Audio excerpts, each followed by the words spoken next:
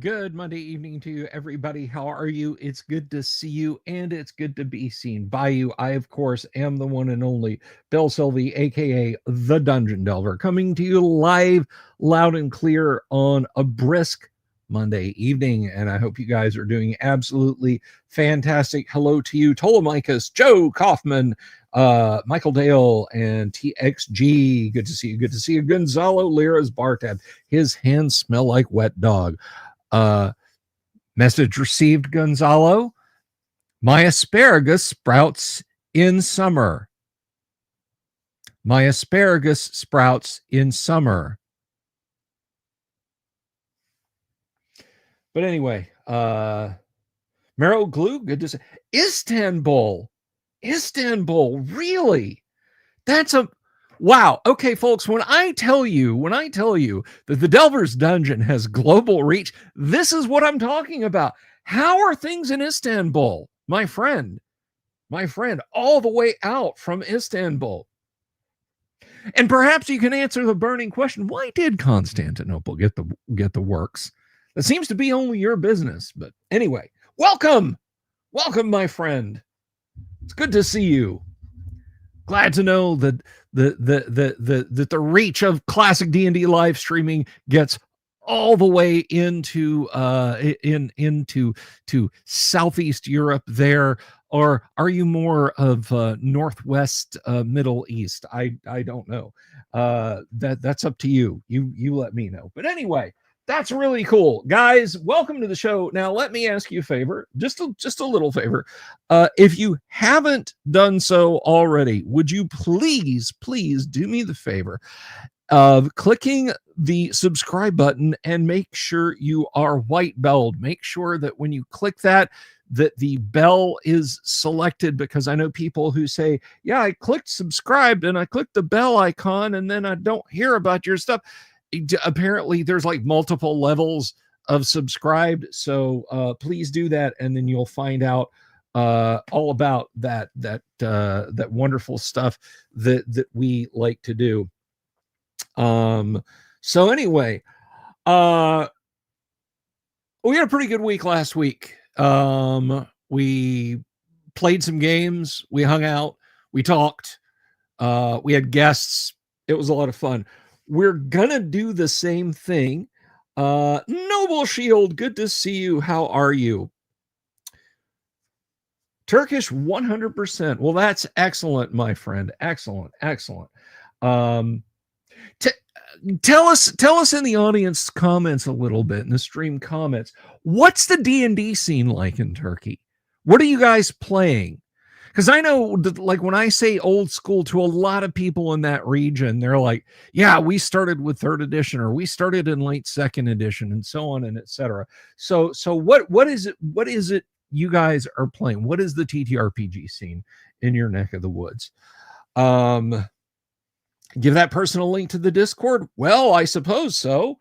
If you really want to join the insanity, while we're still using Discord. And I am still looking for a Discord alt, guys. The one that seems most functionally similar is apparently Stoat, and the people who run Stoat are just kind of doing it for the vibe, I'm guessing, because they're like, don't ask us feature dates. Oh, okay. Yeah, don't ask us when we're going to add stuff.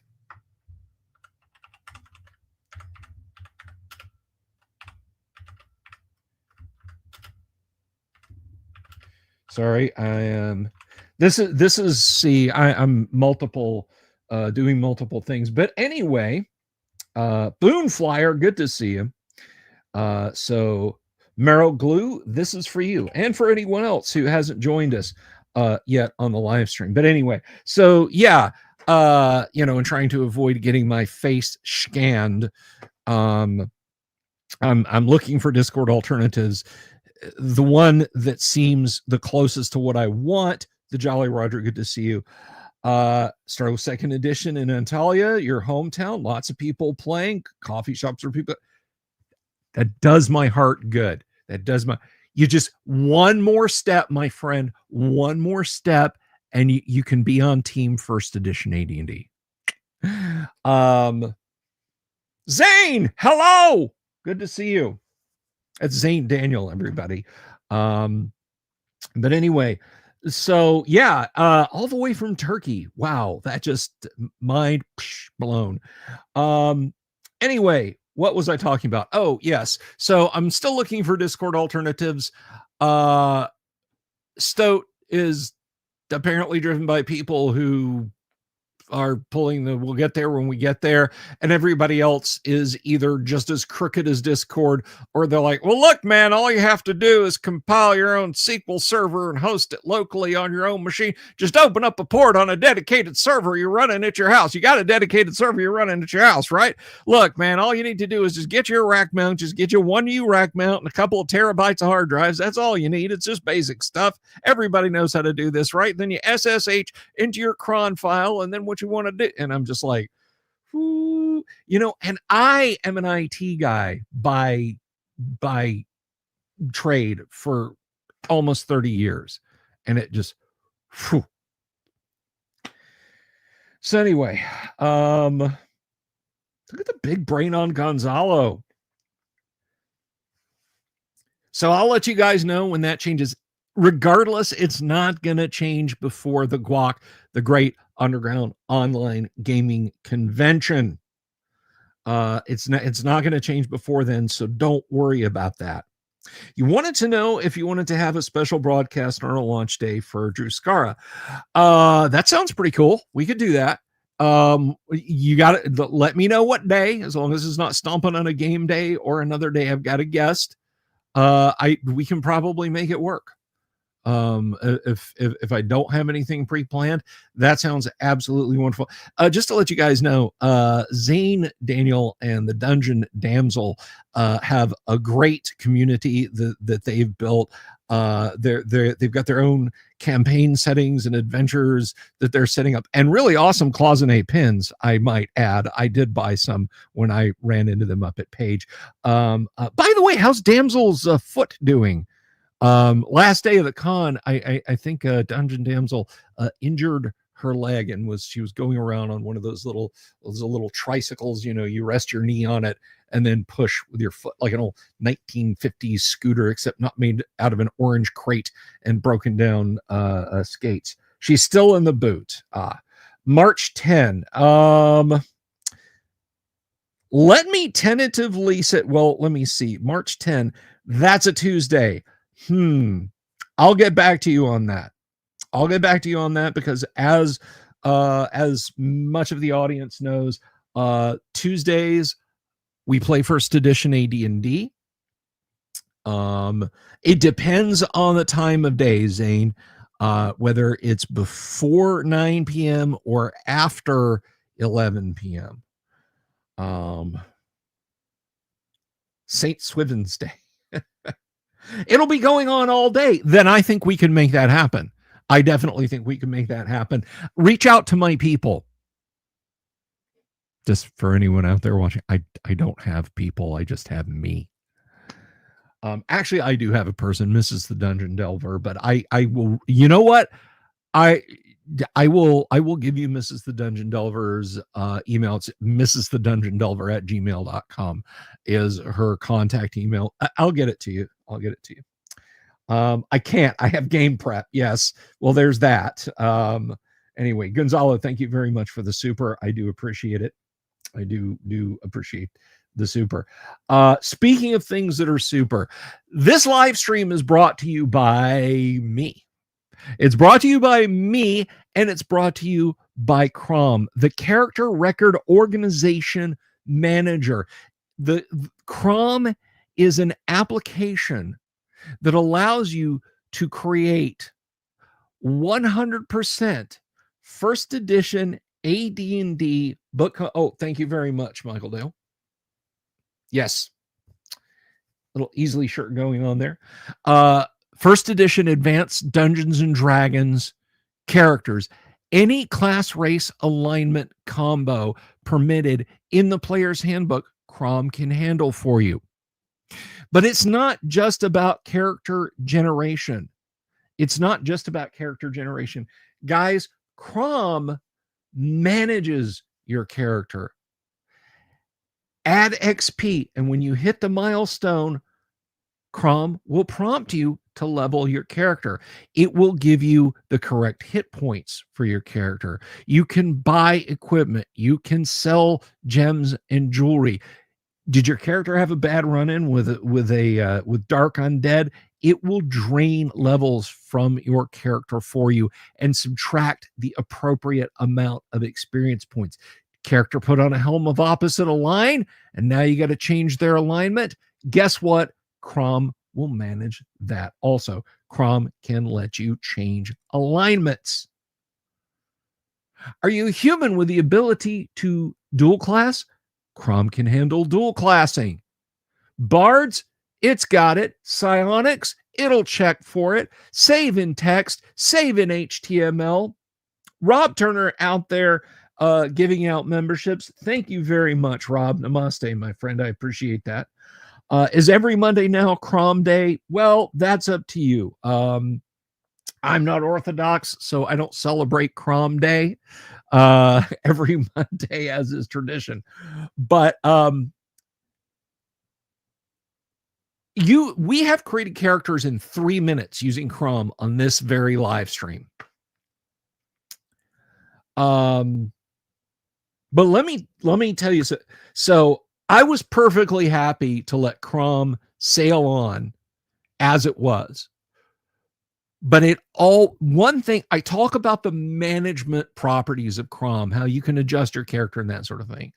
But when people would ask me about inventory, my response was always, write it on the back of the paper.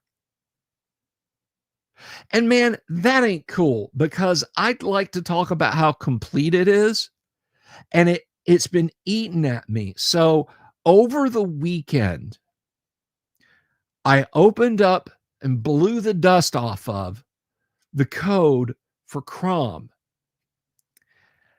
I now have the great pleasure to announce to you guys that CROM allows you to equip and unequip various bits of gear. You're the fighter who starts off with just money to buy ring mail and a helm, no shield, not all the weapons you're proficient in. When you get there, CROM will let you, after you have the money and you make the purchase, unequip the old stuff and equip the new stuff, and it adjusts your armor class accordingly.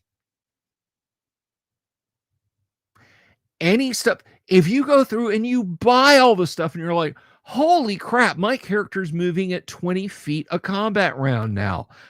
I don't need this range sewer. I don't need these 2 lances. I don't need 10 flasks of oil. All I need is bare minimum adventuring gear. The rest of this, I'm going to leave at the camp. With the new equipment function that's built into CROM, now you can hit E, go in, and unequip items that your character keeps but doesn't need to be carrying. And even better,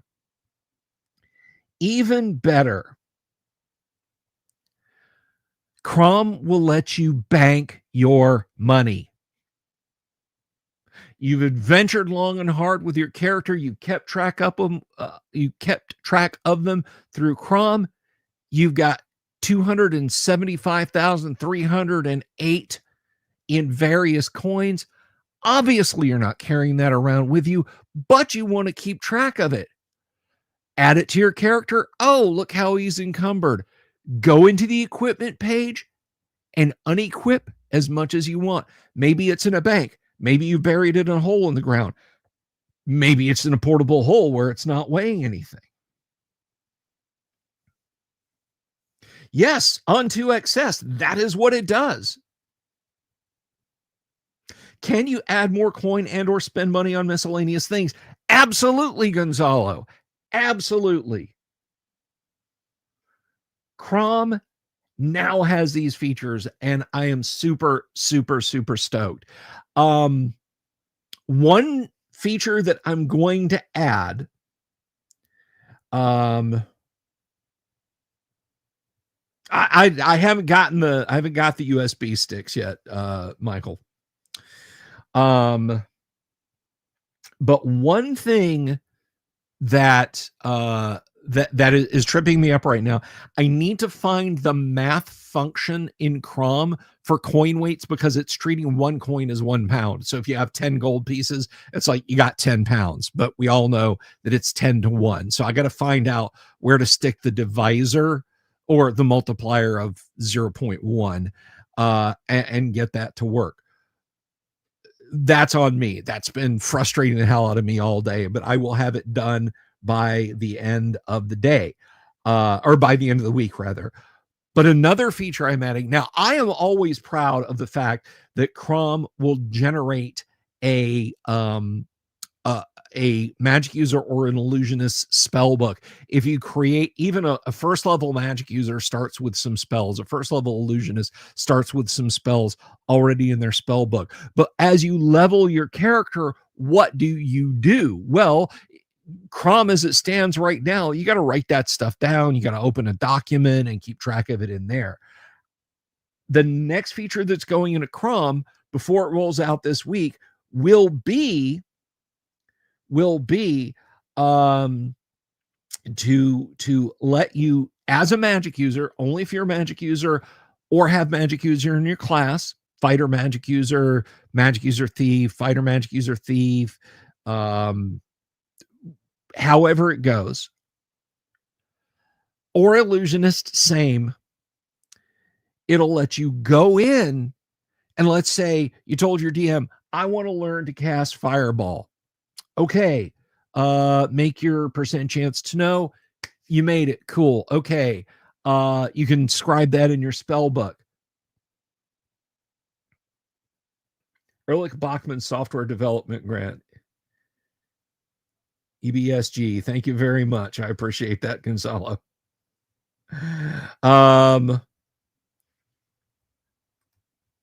But you can go in. What I'm going to add is a function where you can go in and say, add a spell. What spell level? You'll select it and it'll pop open the catalog for that spell level for the caster you are. And you'll select that spell and it'll populate it into your spell book for your character sheet. That's the next feature. And I'm excited about that. I think that's going to be just kick-ass.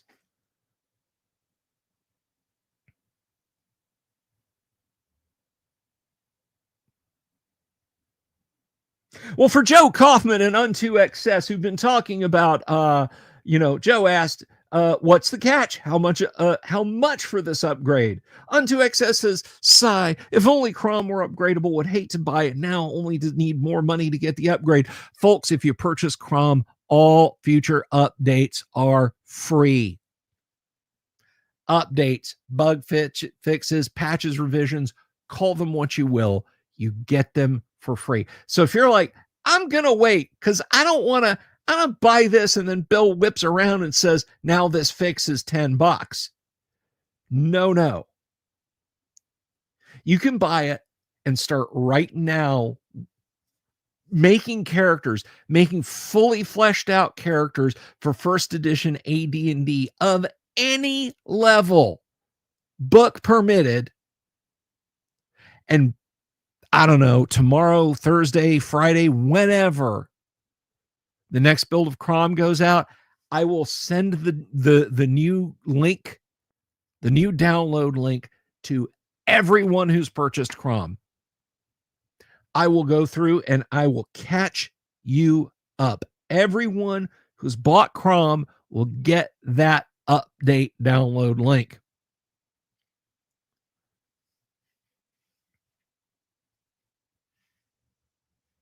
So I'm hyped about that.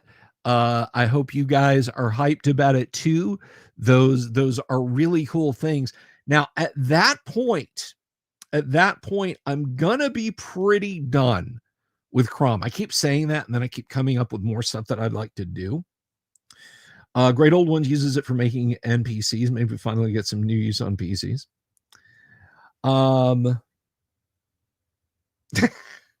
Well, it ain't easy on 2XS. It ain't easy. And I mean, it's only $25, guys. It's $25 for first edition AD&D goodness. Stephen Kennedy, good to see you. The DM toolkit, I'm probably going to call it familiar. I was thinking, I came up with some funky acronym based around Aragorn, but honestly, that's just a good way to get Tolkien Enterprises up my alimentary canal. I don't want that to happen. I would prefer not to say. I will say this, it has been very nice to see the response to CROM I've gotten. But familiar is basically my goal, and I don't know that I'll get it out by the end of 2027 or 2026 rather, because I have a lot of irons in the fire. But familiar's goal is to automate the first edition AD&D Dungeon Master's Guide, not including combat. I'm not going to have a combat simulation engine built into it where you just run combat rounds through it. Familiar will handle, I was thinking about this today, like from the main menu, you'll go treasures. What is it? Treasures, encounters, oh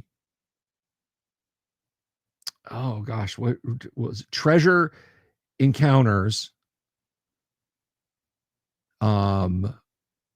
dungeons, and overland. And under those categories, you're going to have a ton of stuff. So encounters, you'll have NPCs and monsters. It'll generate NPCs and monsters. But also you'll have like random, like if you want to do a wilderness encounter, it'll say, okay, what terrain type? Is the monster in lair? Yes or no? Monsters will let you just generate an encounter with a monster that you select. You can categorically, I want it so you can categorically create and input your own monsters.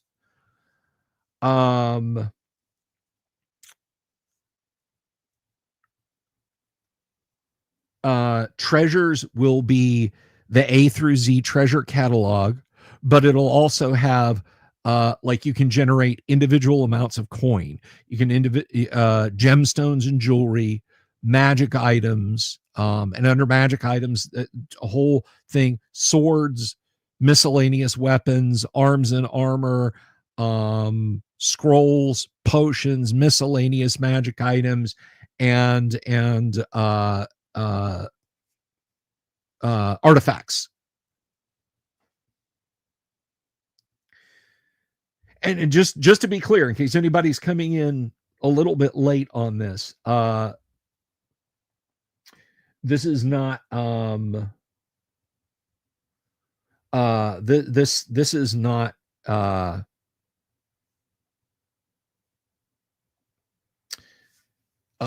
part of CROM. This is not part of CROM. This is a separate program. This will be a separate program. It will require a lot more work because, guys, there's backbone foundational stuff of CROM that will go into familiar. It's like, how many times have you guys run an AD&D game and you get that random dungeon encounter and it's adventuring party or NPC, and you hand wave it off because you're like, I literally cannot stop. Thank you, Gary. I can't stop and generate a party of NPCs. Imagine just being able to press a button and it generates an NPC party for you right then, right there. that's 8 to 10 characters created with equipment, hirelings, everything. I've got to take all the stuff I learned in CROM and multiply it by 100 just to do that stuff.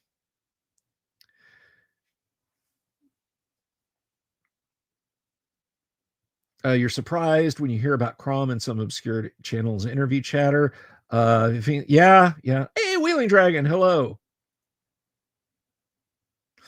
Unto Excess says, with the amount of time I've spent developing CROM, am I doing this more as a service to the community than as a get rich?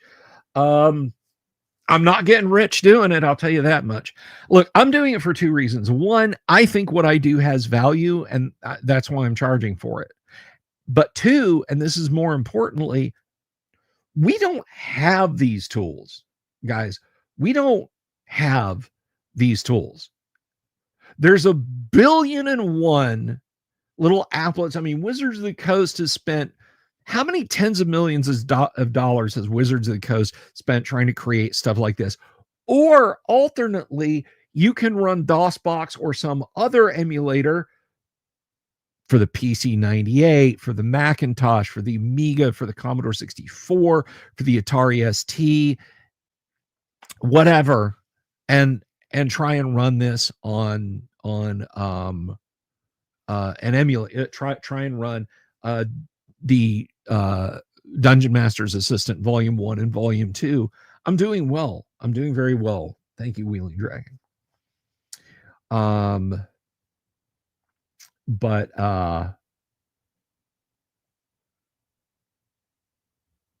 guys, those programs, with all respect to Jim Ward, with all respect to SSI,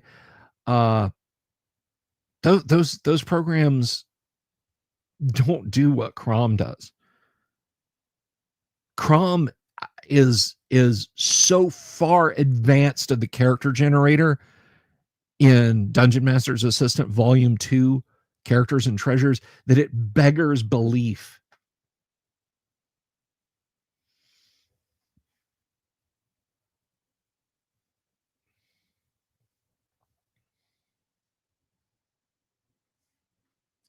So that's, to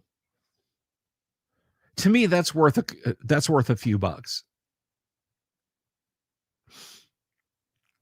Now, I'm not saying anything about anyone in this chat. I'm not saying anything about anyone on my Discord, anyone that I've communicated with directly.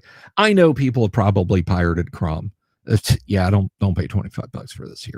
Here it is. He's going to send me a free update and then I'll give it to you. I can't stop that. There's no such thing as stopping software piracy. Even Bill Gates got up in front of the Homebrew Computer Club and screamed because people were taking Microsoft Basic, the paper tape, and copying it around. Can't stop it. But I mean, if it's so in demand that people are willing to pirate it, well, I think that's a compliment to me. I don't want you to. I want you to pay me. But you guys are going to have a real DM's toolkit soon-ish. God willing, and the creek don't rise. And I'm gonna start hammering away on it as soon as I get CROM nailed down. The last few bits of CROM, as soon as I get that nailed down, I will go in and I will start working on Familiar, and I will make Familiar work for you guys. The real issue is going to be, like in the case of monsters. Oh, I already know I can just create CSV lists, but oh man.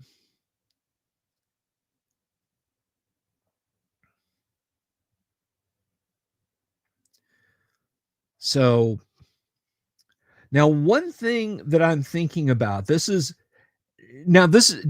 just pie in the sky, guys.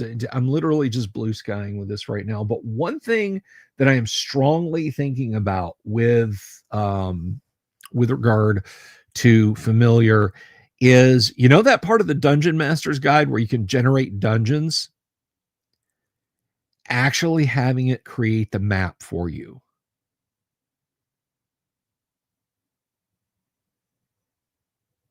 Like you just go in and boom,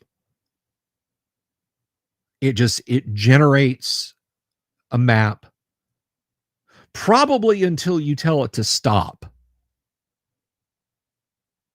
Not like it's just slowly filling up your computer, but like you press a key, you press a key, you press a key, you press a key, you press a key, and go on like that.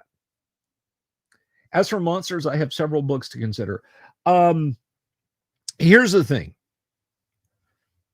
Familiar will have the monster manual in it. Familiar will have the monster manual in it, and anything beyond that, Fiend Folio, Monster Manual 2, stuff that didn't make it into the Fiend Folio or Monster Manual 2, homebrew stuff from your own table, I will give you the hows and whys of adding that to your databases and adding it to your encounter tables. But I'm not gonna get super involved in bringing 2 other books, technically 3, to add deities and demigods. Don't waste my time making maps. Here's the thing, Gonzalo. That's part of the Dungeon Master's Guide. That is part of the DMG, and fully automating the DMG is my goal with Familiar. So yes, it's going to be in there, but it's going to be by the AD&D book.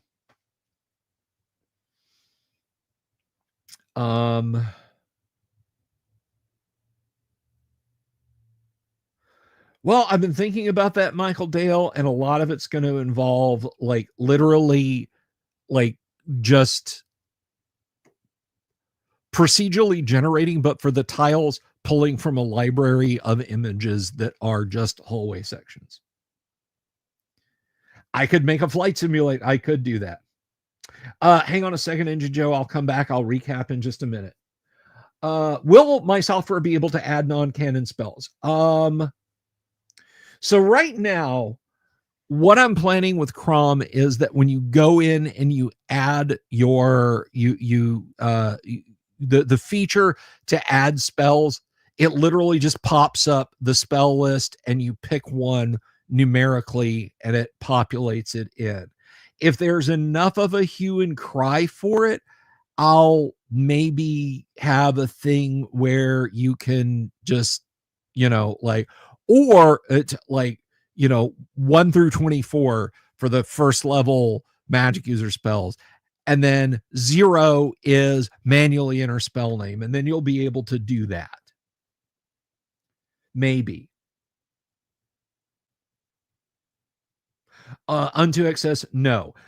Let me just go ahead and state right now, I'm not collaborating with anyone on CROM's development right now. With that said, I got Doomsword's help. I got Don McVitie's help. I got Kevin's help. And I got Joshua Ford's help at various times when I was bouncing ideas, early CROM ideas off of them. But right now, going forward, it's literally just me. I'm not collabing with anyone on this. CROM's my baby, and I'm raising it by myself. Does that mean I have to go in and work with CROM on my hip some days? Yes, it does. Does that mean that months go by without a CROM update? Yes, it does. But I'm doing my level best, guys. I'm doing my level best with CROM, and I hope you guys appreciate what it is and what I'm trying to bring y'all. 26 of you folks saying hey on YouTube. If you haven't already, please like the live stream. And if you haven't already, please subscribe to the channel. I would greatly, greatly appreciate that. And by the way, none of that is to denigrate anyone. Matt Finch, Doomsword, anybody. I'm not like, hell no, I'm not working with them. Dudes, they have better stuff to know, better stuff to do than to try and know and understand what's going on in my head when I ask something.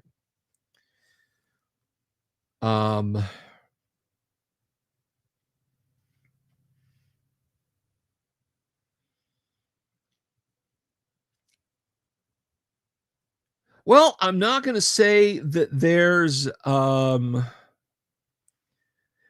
not going to say that there aren't plans to pretty CROM up a little bit to make it maybe a little bit more visually appealing, maybe some ANSI graphics, old ANSI BBS graphics style. Anyway, to answer your question, Engine Joe, CROM is getting an update. CROM is going to get a better inventory management system. CROM's equipment management system will let you store, that is, unequip a piece of gear and then equip other pieces of gear. And it will adjust your armor class accordingly if that is a piece of armor. And it's going to allow you to do the same thing with coins. So instead of having to carry 20,000 gold pieces around with you and just say, we'll just pretend I'm not carrying it on my character sheet, CROM will let you store coins of any amount. Those are the two big updates. The third update is going to be allowing you to update your spell book as your character levels. You'll be able to go in and select off the AD&D spell lists for magic users or illusionists and then add those in as you go. So that's the big CROM news. And of course, if you already have CROM, it's going out to you as a free update if you've already purchased CROM. If you're waiting to purchase CROM and you're like, no, I want the update, just get it now because you'll get the update for free in a few days when it comes out. And one thing I do want to mention, which we had earlier there, who was it that was hanging out with us? That was scrolling up. Marrow glue, for example, marrow glue. If you jump in and purchase a copy of CROM right now, you're not going to have to wait or pay or anything like that. You're just going to get the secret squirrel file download location as soon as the patch comes out. So I call it a patch. Really, it's a big honking huge application extension that bolts on to your current copy of CROM. You just copy it into the directory and away it goes. Believe me, I tried to figure out a methodology by which to like inject the code in. I'm no programmer at that level, guys. And CROM is monolithic. There's no like, oh, well, these DLLs and these libraries and you can update this, that. No, CROM is just a big, chunkin', huge executable file.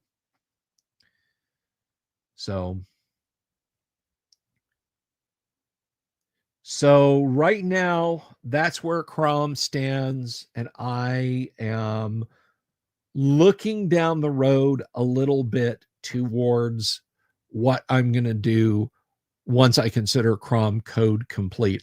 I have said, let me tell you, I have said going all the way back to last spring, almost a year ago, guys, CROM's code complete now, and people either come back with, does it do this, or it's got a bug. And then I say, guys, CROM's no longer code complete. I'm sending out a patch.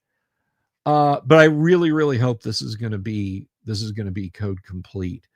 One bug that I'm working on addressing right now that exists in CROM. So if I tell you this and you want to wait for it, I just want to be honest with you guys. Okay.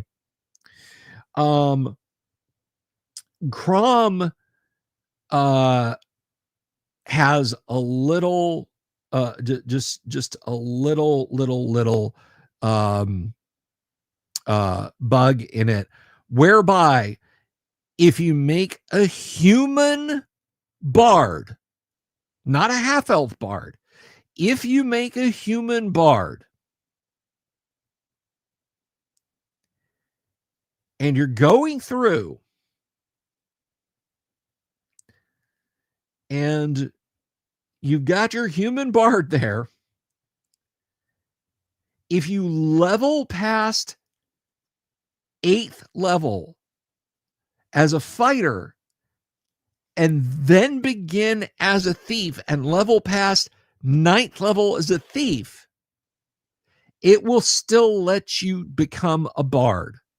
So like you level your human fighter up to 10, and then you come in and you level your fighter, your thief up to 11. It'll say, okay, yeah, you can come back and be a bard. That's not the case. You have to become a bard no later than 7th level. You have to make that transition to thief. And then when you run as a thief, no later than 8th level as a thief. And right now, CROM doesn't do that. Right now, it's kind of, it'll just sort of let go. And somebody pointed that out because like I never thought, I was just like, okay, yeah, all right, cool, it's working. I didn't think to go back and check, okay, what is the upper limit? So I need to go in there and I need to fix that. Now you might have the question, what does CROM run on? Is it a web app? Is it a phone app? Is it iOS? What is it? CROM runs on Windows. It runs on Windows 8, 8.1, 10 and 11, 32 or 64-bit. It runs on Linux through Wine and Mac OS through Wine.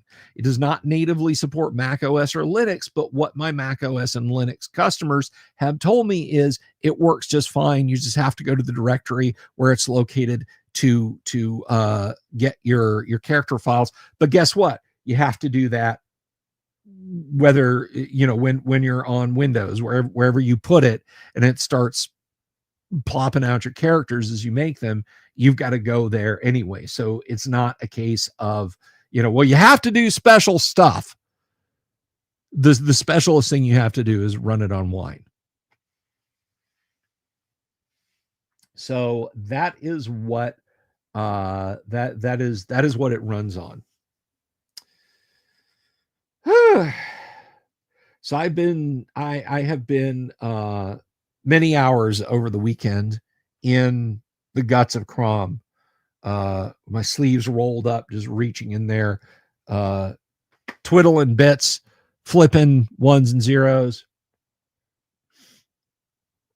for you guys. And every time I sit down and I start noodling with CROM, I start thinking about what I want with Familiar. CROM's guts, hairy balls of the gods. So yeah, that's the latest with CROM, guys. It is, excuse me, yawning. It is perfectly cromulent. Now, as for the rest of the week, tomorrow night, boys and girls, tomorrow night, we are going to play some first edition Advanced Dungeons and Dragons when my players might need a copy of CROM. And then Wednesday night, we will see if Mr. Kyle can make his way over here. Otherwise, we will have his grand time doing some cool stuff. Thursday night, Greg Gillespie will be in the house. Greg Gillespie, he is the author of many cool things, most recently of which is Dragon Slayer, which he very nicely gave us a copy of. Dragon Slayer right here. It is like what if Basic Expert and First Edition AD&D got together and had a beautiful wild child? But we'll talk to Greg about that at the appropriate time. I think that's best way to do it. Yes. All right. So that is Thursday. Friday night, we will be playing Blade Runner, the RPG from Free League. I'm excited about that. You guys seem to like it. How many dragons can I apply in layers? Well, if they're those skinny Oriental ones, probably a lot. But the big chunky guys like the red dragon, not that many. So that is about the long and short of it. I am stoked for this week. Oh, and before I forget, because I almost did forget, on Saturday, we of course will have, and by we I mean myself, Dungeon Minister, and Yang Yan Zhao will convene the Nerd Council of Doom. I'm looking forward to that. The NCOD, loads of fun, gonna be awesome. And we will be casting that out over here and over there. We got a lot of stuff to talk about. Of course, I'm not going to get too much into it. There's a few rumors out there in TTRPG land that I honestly don't think merit discussing. You're here, let the Bill bash begin. Don't bash me.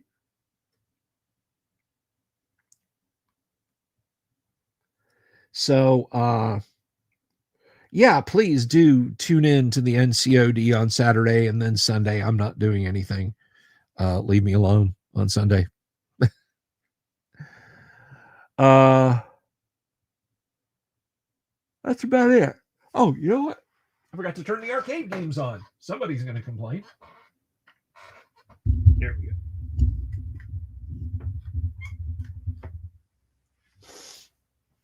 You know, it's kind of a shame. There's a very few Namco games, and not just Namco games. There are some others, but this line of mini arcade games does not have that many. Do you know what how much I would love to have one that size that runs Dragon's Lair? Do you know how cool that would be? And I thought about making my own, just get some project board and get it all painted up and everything. And that would be really awesome. And oh, what to run it all? Oh, just do it with a Raspberry Pi. Those are cheap. Yeah, about that. Raspberry Pi Nano, I think, is north of $100 now. How do I feel about the 1-Up arcades? I wish I had one. I wish I had the 1-Up arcade Wizard of War. I love Wizard of War. I honestly, I would weep like a baby if I got my hands on a 1-Up arcade Wizard of War. You know what? I would park it over here so you guys could see it. As much of a hassle as it would be to move stuff around constantly to bring my seat over here, I think the 1-Up arcades are marvelous. I view them just like I view the print-on-demand first edition and original and basic stuff on Drive-Thru RPG. Okay? There's people out there who will never get a chance to own their own Pac-Man machine. A working Namco Pac-Man machine will set you back thousands and thousands of dollars. But the joy of being able to stand up in an arcade cabinet and lean over the CRT,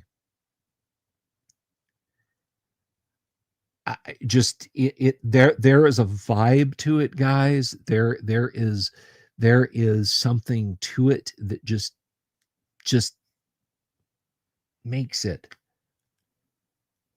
And honestly, I could not imagine how cool it would be to have a 1-Up arcade.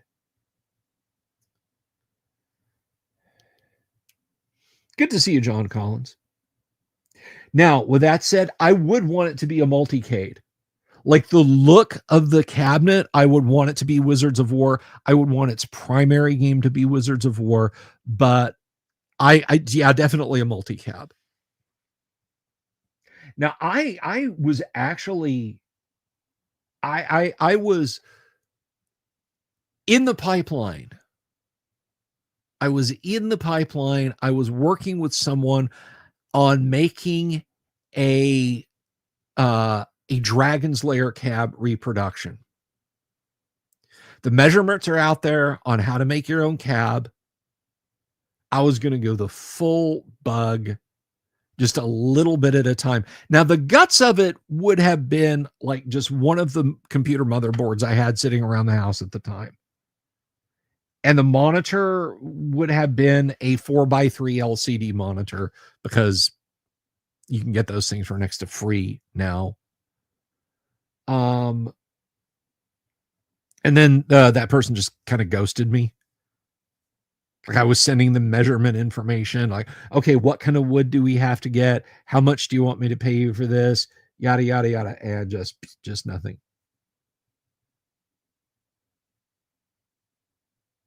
Oh, those were the days, Advanced Fantasy. You want to hear a weird thing? Because this is like not something.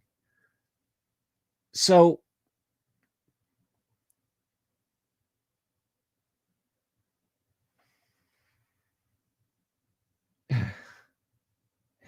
Orbital, if you were down here where I was, I'd let you do it, man. I would absolutely let you do it.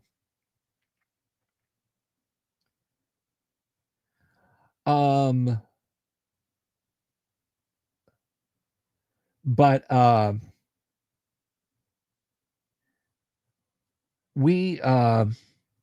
there was a 7-Eleven near my middle school, and they had a Dragon's Lair 2 arcade game, a Dragon's Lair 2 cabinet. You'll bring tools to the IRL Guac. Well, if you think you can get it done in 3 days. And I always thought that was kind of cool. And by that point, my passion for Dragon's Lair had cooled, because, guys, let's be honest, Dragon's Lair is a bad game. It's a ton of fun to watch, but as far as gameplay goes, it's not good. It is a quarter vacuum, I'll give it that much. But anyway, Amish Gamer Cabinet Race. The music swells. You get the long golden hour shots of like guys pulling the sides of the cabinet up. Is the Dragon's Lair ROM available? Yes and no, Orbital Air. I will tell you in just a minute what I mean by that when I say yes and no. As long as it's pneumatically powered, they allow it. Anyway, so I found out not too many years ago, Dragon's Lair 2 was actually a really rare arcade cabinet.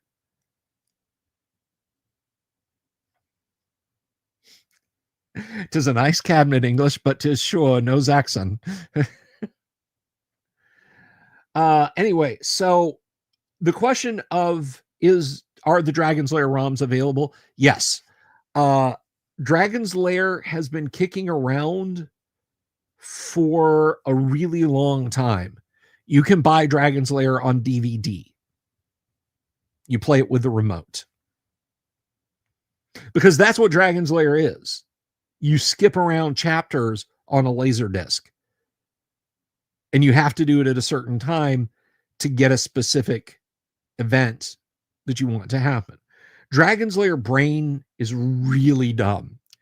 It's either I think it's a 6809, like 4 kilobytes of RAM and an 8 kilobyte ROM. And all that's wired into an IO controller to the Laserdisc player. It's not a very brainy game. So you can play it on DVD. So with that said, if you buy the DVD, you have all the chapters, and there are instructions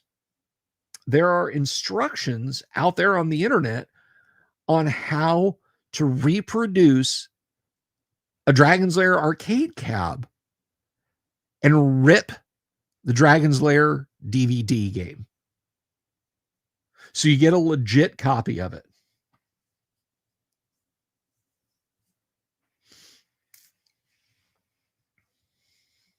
Now, the one that I really wanted for a long time, and it actually was available for Windows, but I think it was available for Mac OS first and primarily during its life, was a game called Shadowin, Shadowin.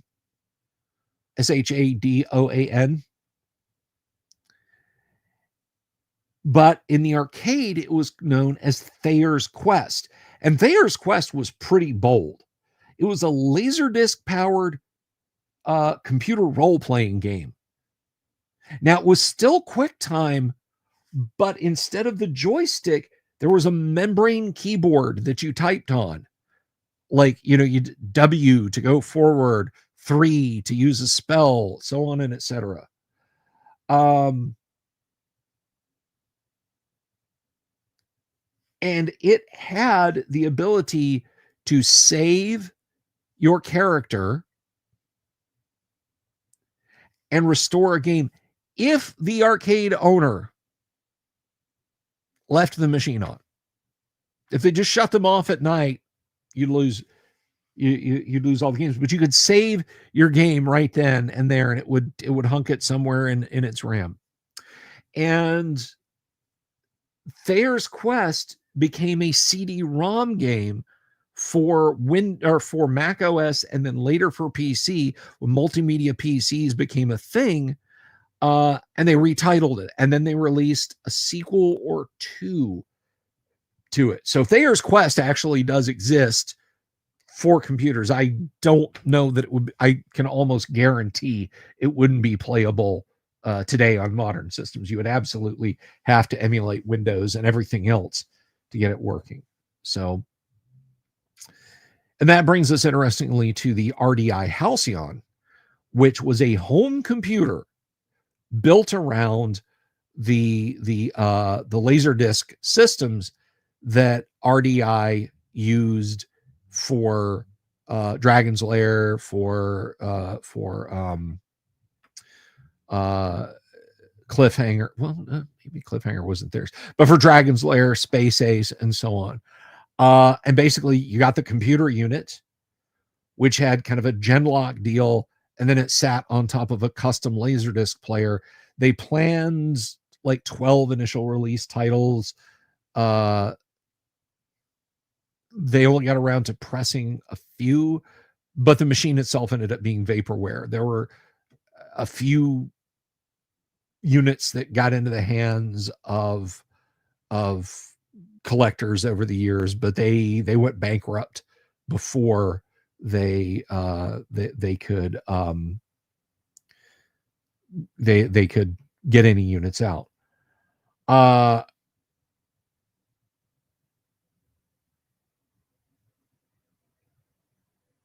I may have Dragon's Lair still kicking around here somewhere, Rob. I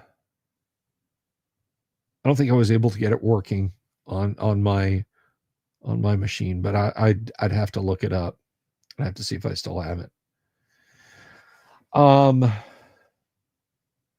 I know that one of the first systems that a proper version of Dragon's Lair actually came out for was the Commodore Amiga because of its color and graphics capabilities, and it came on 22 floppy disks. That was a lot back then. It's like 3 pounds of floppy disks.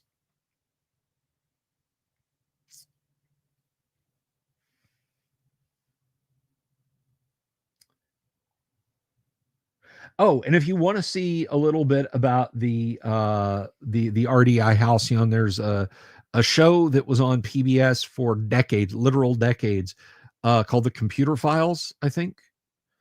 And there's an episode where they talk to the developers of the RDI Halcyon. And it's kind of funny because understand this was an 8/16-bit machine. I think it may have even just been 8-bit. That came with like, I think they targeted for like 8K of RAM and its various guts to handle the Laserdisc interface and VDP. And it also had a primitive voice recognition system, like you could say commands into it. And one of the guys from RDI was insisting, because their documentation was like, it's like HAL from 2001, and he was like, so it's sort of a simulation of HAL from 2001. And the guy from RDI is like, no, this is like HAL from 2001. Like, bro, you don't have an AI in an 8-bit processor and 8K of RAM. That ain't how that works. We've got Chat GPT that runs off of data centers the size of Rhode Island, and it ain't HAL. So yeah, no, you weren't, not back then. Anyway, all this started because because I turned on the mini arcade games and somebody asked me about the 1-Up arcades, and yes, if I would squeal like a little girl if I got a 1-Up arcade Wizard of War. But anyhow, I think that's about it. Guys, do you guys have any AD&D questions, any D&D related questions that you have for me? I'm here for you guys. I have run my mouth very rudely and not let you guys get any questions in. Do you have any questions for me? Any D&D rules questions, anything like that? I am sorry that I only got out 2 YouTube shorts today. The Jim Ward talking about deities and demigods, and me, of course, talking about just doing a short on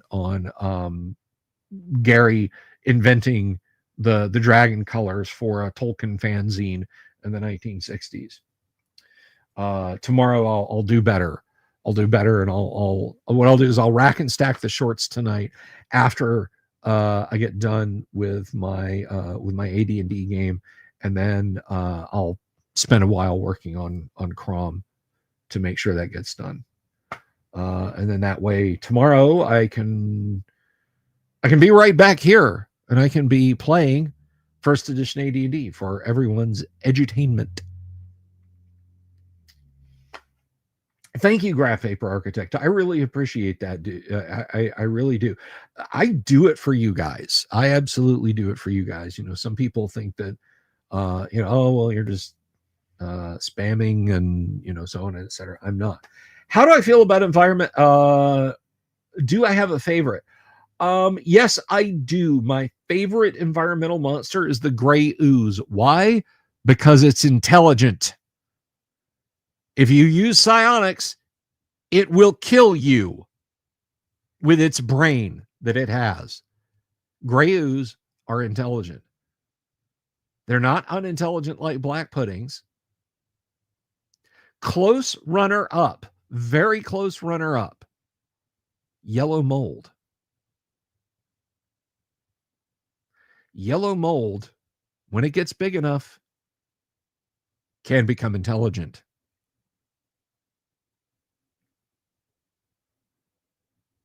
And it will then attack you psionically.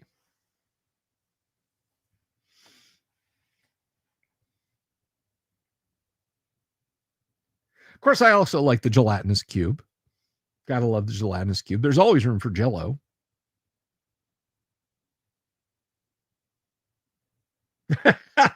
Gonzalez, like, please don't, please don't.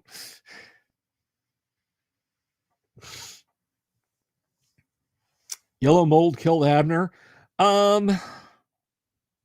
Yeah, but it didn't kill Abner with its brain. Of course, brown mold and its ability to freeze you to death, that's always a lot of fun.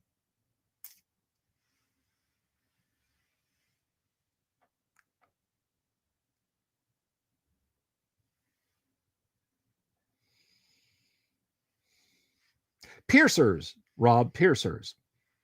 Those are called piercers.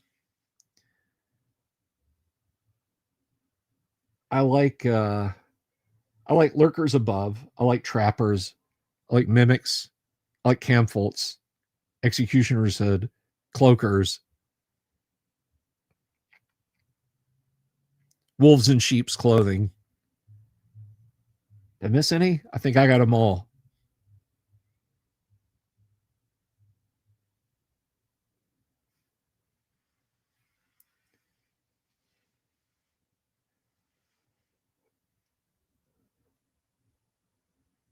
All those monsters have been in your refrigerator at one point or another. That's funny.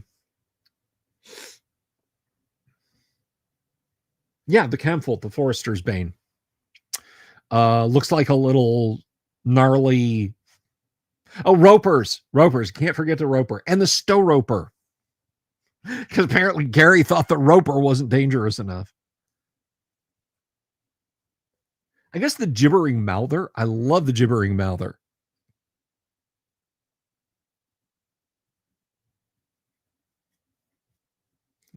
Joel Hodgson is Forester's Bane.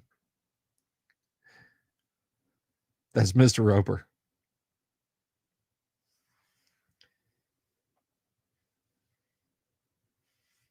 Everybody thinks of Three's Company when you say Roper.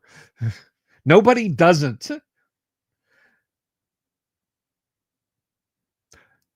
No. Sorry, that was in response to Stephen Kennedy.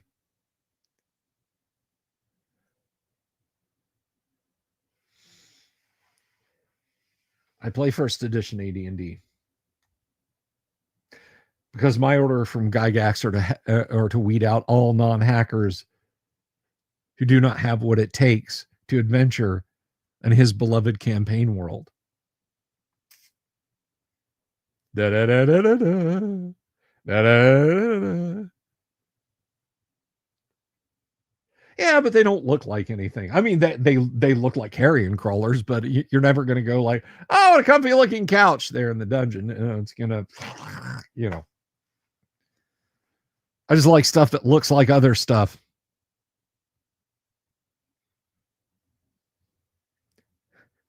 I'm a monster playing a monster who looks like another monster. What do you mean, you monsters? What do you mean, you monsters? What is going on with my neon D20 tonight? Is that thing set too high? It's like blowing out. Ah! Sorry to everyone I just flash banged. How long till I have to deep dive? Soon, very soon. My voice is starting to go, and I have a 1E game to run for 3 hours tonight. O-Chugs and Neo O-Chugs. Absolutely. Gotta love them.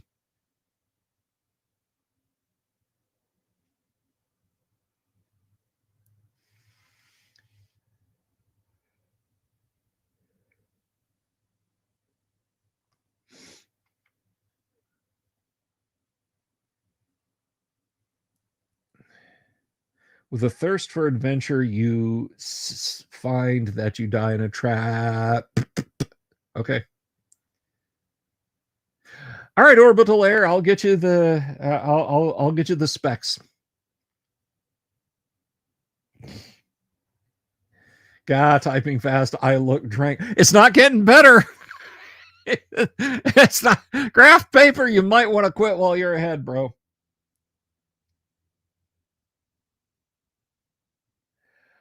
I believe it was mules. People in mule trains was Cask inventing the bule. A green slime. Okay, that's pretty horrible.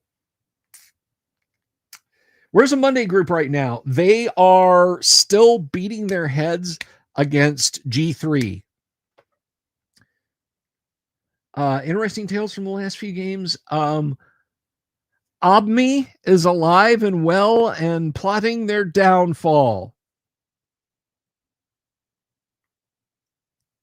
Obmi the dwarf. If you know, you know.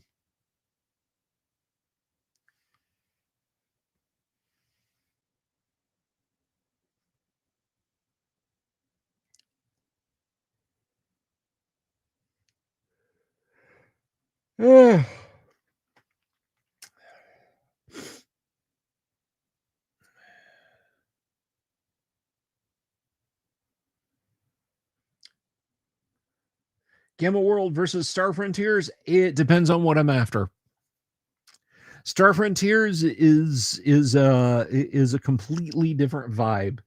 I will say I enjoy them both equally, but for different reasons. You know, if I want to put the characters in a desperate situation with a lot of Gonzalo stuff happening around them, it's going to be Gamma World. If I want to play something that's a little akin to, you know, First Lensman meets Star Trek, then I'm gonna go with Star Frontiers.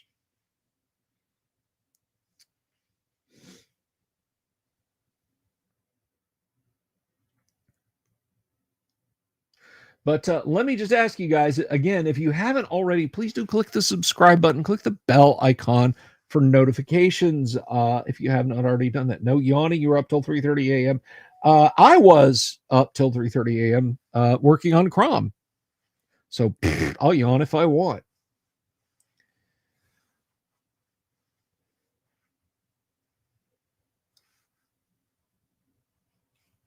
I say watch the fan-made version of thank you, Stephen Kennedy. Watch the fan-made version of the Hobbit. It's still Jackson's version, but it condenses things down and jettisons a lot of stuff.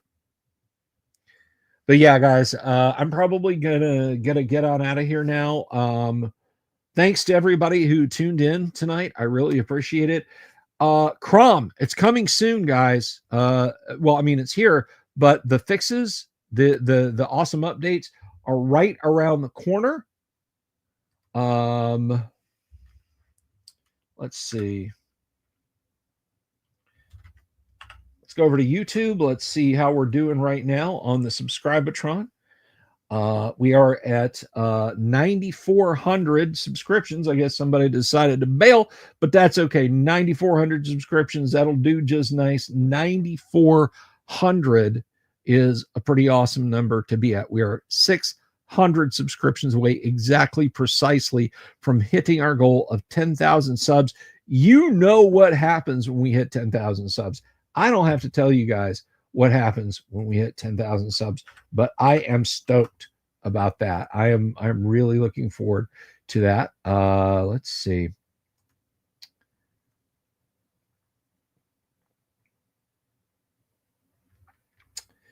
And there we go.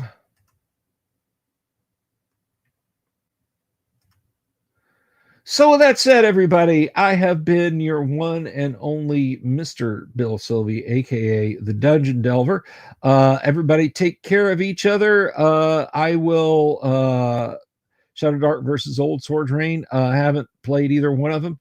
How many floppy disks will CROM need? It's 8 megs compiled. I'll let you do the math on that. Probably about 10 floppies, maybe 11. All right, guys, have a wonderful evening.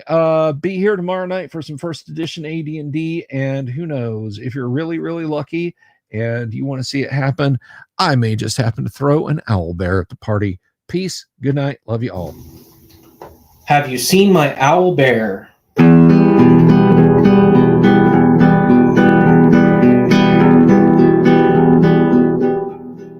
Here's to all the weirdos everywhere in the woods and in the air. Have you seen my owl bear? Should I shave off all my hair? Bobs are all around. Some live in tunnels underground. Some are fat, some are rich, some are sleeping in a ditch.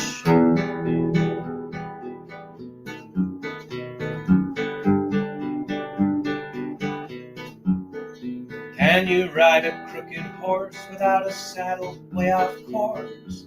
Naked as a toad, all the way to Smoky Joe's. Have you seen the little creep driving fast in his little green Jeep? He smells like fish and brandy, but his rotten teeth look dandy.